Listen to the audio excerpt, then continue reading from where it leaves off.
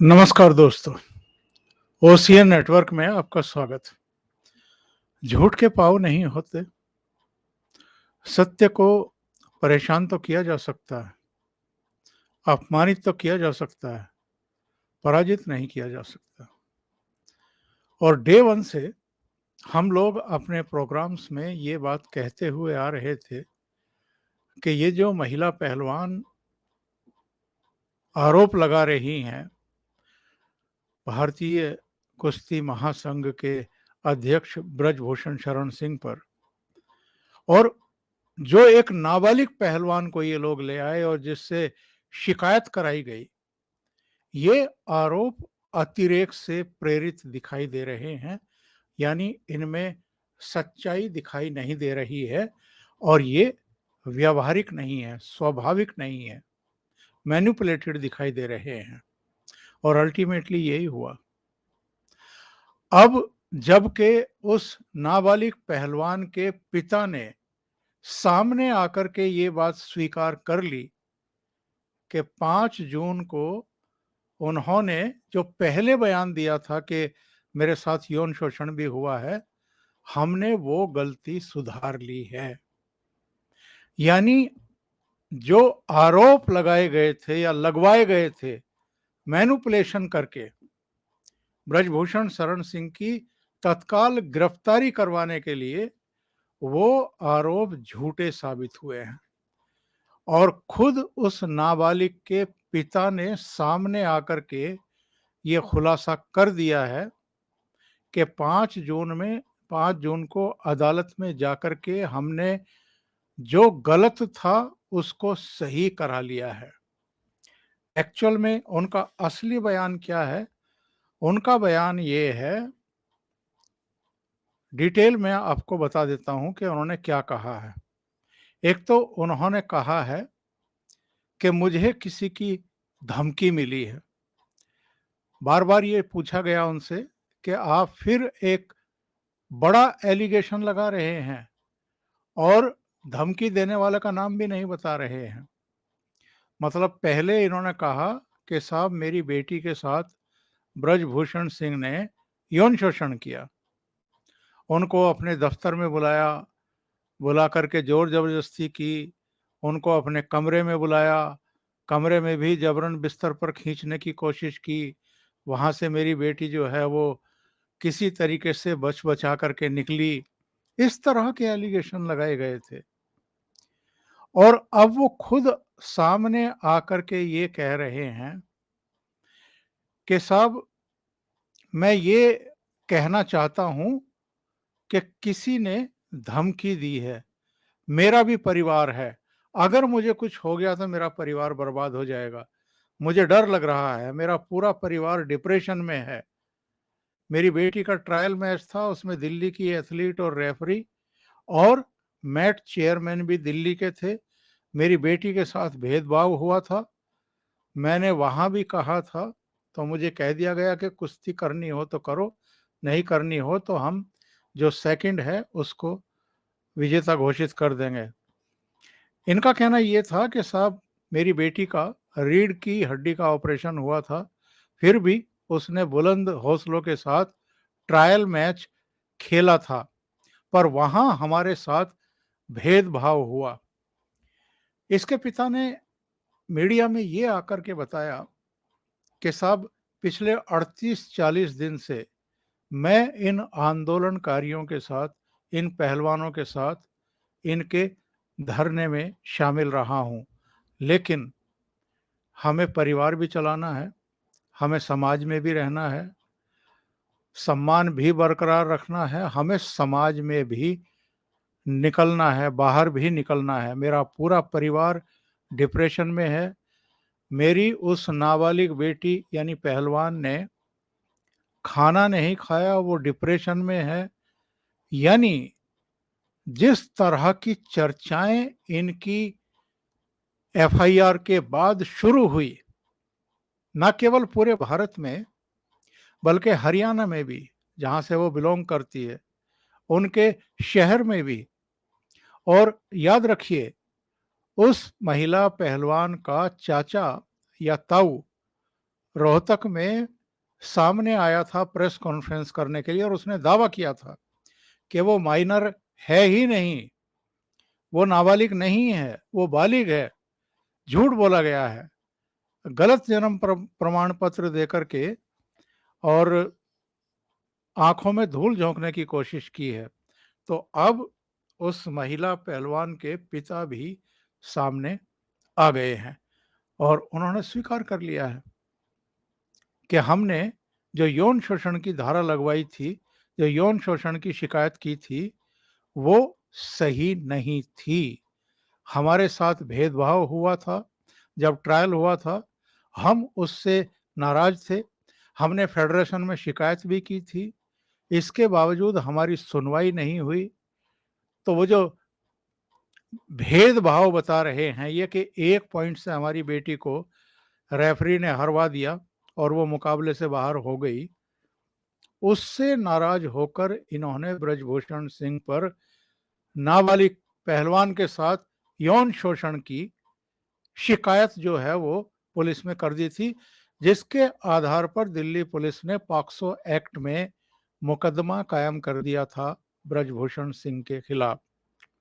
अब जरा आप ये बताइए कि जो वो लुटियन मीडिया, जो सो कॉल्ड बुद्धिजीवी, जो कांग्रेस के नेता, आम आदमी पार्टी के नेता, जो दूसरे, मैं तो ये कहूंगा कि भारतीय जनता पार्टी और मोदी विरोधी दलों के नेता और मीडिया में बैठे हुए भी कुछ मठाधीश टाइप लोग ये आवाज उठा रहे थे और ये ज्ञान दे रहे थे कि पॉक्सो एक्ट कायम, अगर उसमें मुकदमा कायम होता है तो जिस पर आरोप लगते हैं उसकी तुरंत गिरफ्तारी हो जानी चाहिए। आज अगर वो पहलवान जिसको नाबालिग बताया गया था डिप्रेशन में चली गई है, उसके पिता सामने आकर के अगर ये कह रहे हैं कि हमने वो गलत शिकायत की थी और अब हमने सुधार ली है, मतलब उसको संशोधन कर लिया है, तो अगर ब्रजभूषण सिंह की इस मामले में तत्काल गिरफ्तारी हो जाती तब क्या होता? क्या उनके साथ ये अन्याय नहीं होता? और ये पहलवान भी जो आरोप लगा रही हैं गुड टच या बैड टच का और समय समय पर कुछ हरकतें बता रही हैं ये कि ब्रजभूषण सिंह की ऐसी थी जिससे हमें लगा कि हमारे साथ जो है हमारा यौन शोषण किया जा रहा है, हमें परेशान किया जा रहा है। इसकी भी जांच पड़ताल इस समय पुलिस कर रही है। दिल्ली पुलिस 150 से ज़्यादा लोगों के बयान दर्ज कर चुकी है ब्रजभूषण सिंह के लखनऊ स्थित आवास पर, और जो इनके गांव का घर है वहां जाकर के भी बयान ले चुकी है। इनके ड्राइवर के, इनके रसोइये के, इनके माली के, तमाम जो इनसे जुड़े हुए सुरक्षा कर्मी रहे हैं उस समय के जब ये आरोप लगाए जा रहे हैं उनसे भी पूछताछ कर चुकी है। और लग ये रहा है कि जब 18 जनवरी को इन्होंने धरना प्रदर्शन शुरू किया था तब ये कुछ और बात कह रहे थे, 23 अप्रैल को जब दोबारा इन्होंने शुरू किया तब इन्होंने कुछ और बात कहनी शुरू कर दी। तो इनके बयान बदलते रहे हैं, इनकी मांग बदलती रही है, इसको लेकर के अब सवाल खड़े होने शुरू हो चुके हैं। और अगर नाबालिग पहलवान के साथ यौन शोषण की झूठी धाराएं जुड़वाई गई थी, अब ये भी संदेह के, शक के घेरे में आकर के खड़े हो गए हैं कि अपने बारे में भी इन्होंने जो कुछ कहा है वो सही है या वो भी मैनिपुलेटेड है। क्योंकि जिस तरह की मांग ये लोग करते रहे हैं, जैसे ये मांग करना कि कुश्ती संघ को भंग कर दिया जाना चाहिए, जैसे ये मांग करना कि जब इसके चुनाव हों तो ब्रजभूषण सिंह या उनके परिवार से या उनका कोई समर्थक संघ में निर्वाचित होकर के नहीं आना चाहिए। बहुत सारी दूसरी मांगे ये लोग कर रहे हैं। इनके इनका अगर यौन शोषण हुआ है, गलत तरीके से इनको अगर छुआ है, इनको अगर बाहों में लिया है इनकी मर्जी के खिलाफ, तो उसकी जांच पुलिस कर रही है। अगर वो सही पाई गई तो सच हो जाएगा। लेकिन आप यौन शोषण से जुड़े हुए मामले की जांच की मांग कर रहे हैं, ब्रजभूषण की गिरफ्तारी की मांग कर रहे हैं, या फेडरेशन में उनका या उनके परिवार का कोई दखल ही ना हो, ये मांग कर रहे हैं। और जब ये मांग की जाती है, तब शक जरा गहरा हो जाता है। क्योंकि मैंने एक वीडियो में बताया था कल या एक दिन पहले कि 2011 से ही भूपेंद्र सिंह हुड्डा परिवार और ब्रजभूषण सिंह के बीच में कौन अध्यक्ष हो भारतीय कुश्ती संघ का, इसको लेकर के खींचातानी चली आ रही है। 2011 के चुनाव में जम्मू कश्मीर के दुष्यंत सिंह चुन लिए गए थे। उनके चुनाव को हरियाणा कुश्ती संघ ने चैलेंज किया। दोबारा चुनाव हुए, उसमें ब्रजभूषण सिंह एक पक्ष थे चुनाव लड़ने वाले, दीपेंद्र हुड्डा दूसरे पक्ष थे। उसमें ब्रजभूषण सिंह जीते थे, अध्यक्ष बन गए थे, और उसके बाद 3 बार निर्वाचित हुए और दीपेंद्र हुड्डा को 3 बार हरियाणा कुश्ती संघ का ही अध्यक्ष रह करके संतोष करना पड़ा। बाद में एक स्थिति ऐसी भी आई जब दीपेंद्र हुड्डा को हरियाणा कुश्ती संघ के अध्यक्ष पद से हटा दिया गया और उनकी जगह रोहतास सिंह को लगा दिया गया।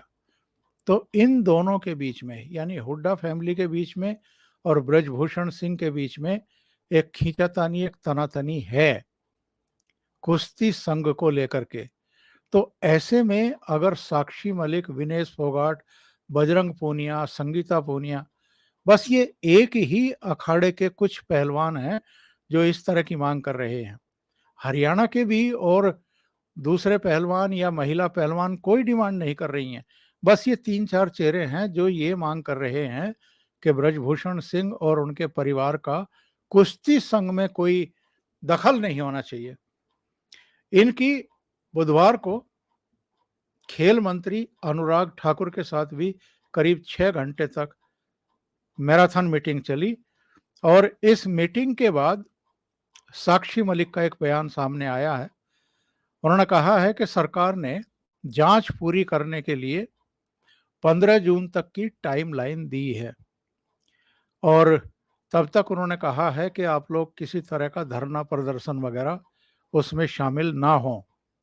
लेकिन उन्होंने कहा कि हम 15 जून तक का इंतजार करेंगे, पर अभी हमारा आंदोलन और हमारी मांगें खत्म नहीं हुई हैं। और बजरंग पूनिया ने क्या कहा है, उन्होंने कहा है कि आज की मीटिंग में खाप प्रतिनिधियों से चर्चा करेंगे।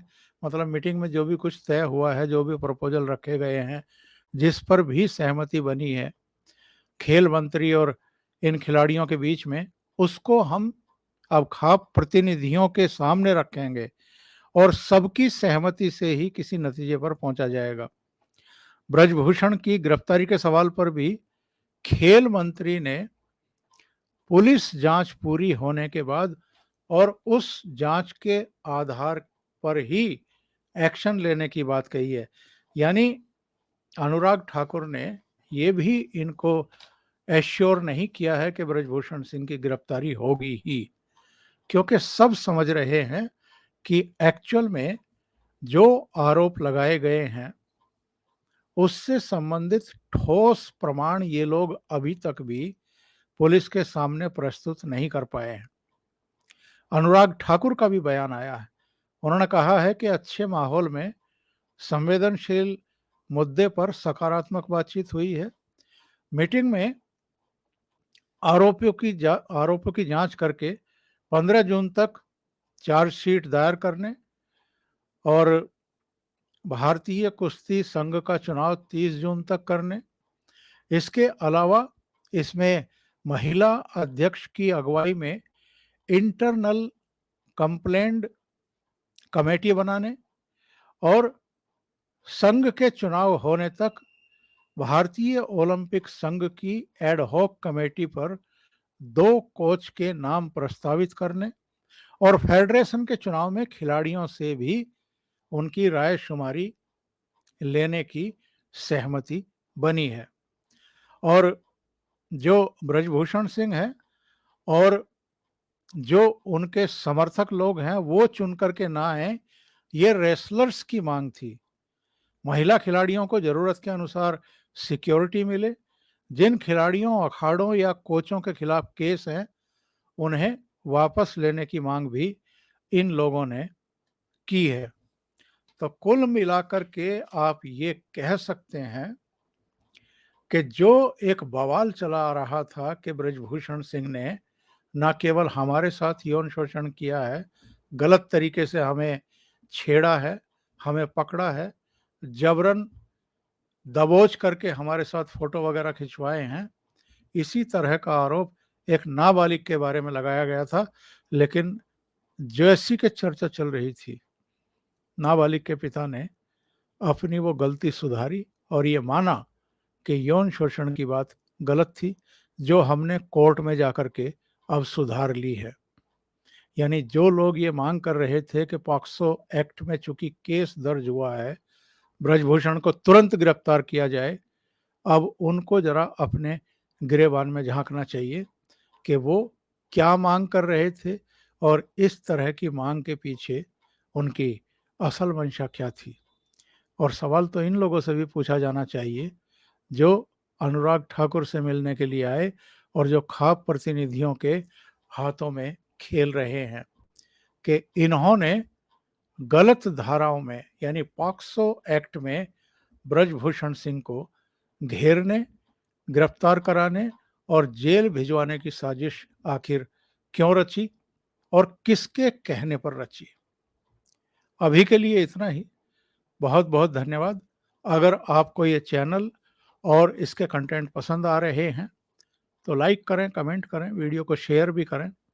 अभी तक अगर आपने ये चैनल सब्सक्राइब नहीं किया है तो सब्सक्राइब कर लें और साथ में लगे बेल आइकॉन को दबा दें ताकि आगे आने वाले वीडियो और उनके नोटिफिकेशन आप तक पहुंचते रहें। बहुत बहुत धन्यवाद। नमस्कार।